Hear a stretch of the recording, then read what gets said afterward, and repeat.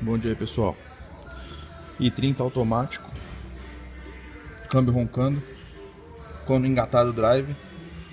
Se você desengatar o carro mesmo andando, ele para o ronco. Eu vou dar uma dica pra vocês aí, ó. Nesse carretel aqui, olha a situação do rolamento aí, todo marcado. Trocou o rolamento, trocou a capa, montou de volta o diferencial,